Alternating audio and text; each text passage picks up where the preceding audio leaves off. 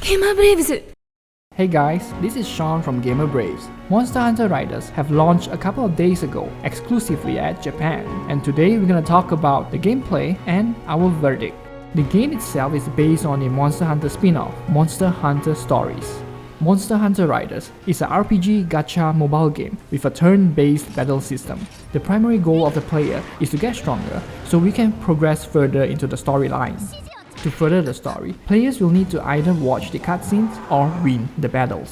Stamina will be used to progress story battles and various other battle quests. Despite the name being Monster Hunter Riders, we don't actually get to ride monsters in the game, except when executing certain finishing moves.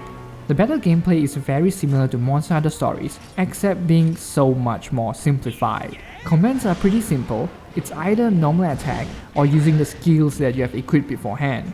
Every turn, we will get to recover SPs and use them to execute skills. Like the other Monster Hunter series, attacking opponents with their elemental weakness will deal extra damage. With this turn-based battle system, I personally felt that this is a little too simple and too lacking. A lot of stuff have been removed compared to Monster Hunter Stories. Power, technique, or speed attacks are replaced with a normal attack. Rider and monster will always share the same hit points in every situation.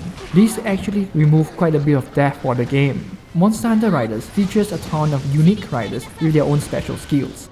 Some of them, such as Mary, Hilda, and Xeno, have voiceovers. Others are just too sad. Most of the riders wear different armor design compared to the main series. You have Mary wearing a Rathalos goggle and Xeno wearing a Xenograe themed ear. Like all gacha games, riders are divided into different rarities such as 3 stars, 4 stars, and 5 stars. Obviously, higher rarity riders will have better stats and also have more skills to unlock. Unlike most of the gacha games, lower rarity riders will not be able to upgrade into the higher versions of them. The materials used to upgrade them are also divided into different rarity. To me, this is a good thing. At least spending resources on lower rarity riders wouldn't be a waste, since we still get to keep our resources for the higher rarity riders. As of now, only a few monsters are available. This shouldn't be a problem, considering the game is pretty new and have only launched a couple of days ago. Currently, we already have 2 events to capture the egg of Rathalos and Lagiacrus. Pretty sure Capcom will introduce a lot more monsters through events in the future. Most of the monsters are available via events and quests, although a couple of monsters can only be obtained via gacha, but there are still plenty of monsters to get from the quest. Upgrading the monsters are the same as the riders, they are also being divided into 3, 4, and 5 stars. Like the riders, monsters also have their own unique skills. The higher the rarity, the higher the available skills to be unlocked.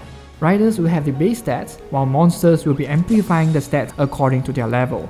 Elemental resistance and weaknesses will change according to the monsters that you pair with. Pairing up monsters and riders will also permanently bond them together.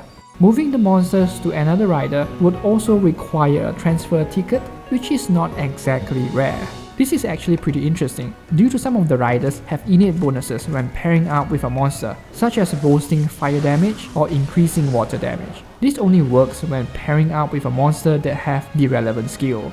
Since we finished explaining the game, let's talk about the pros and cons the game is offering.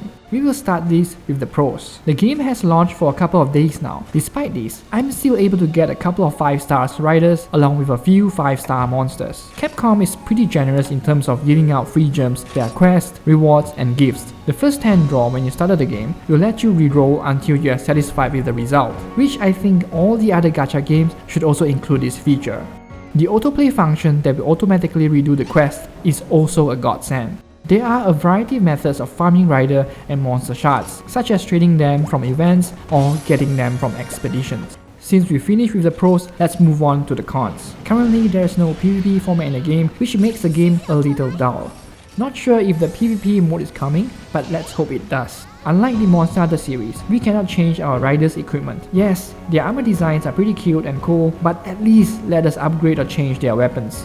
Monster selections are a little too few for now. Tons of monsters shown in the trailer and games are not released yet. We are talking about Glavenus, Zamtrios, Barioth, Ivory Lagiacrus, Pink Raytheon, Azure Rathalos, Rajang, Deviljho, and Teostra. The other sad thing is, the game is only available in Japan.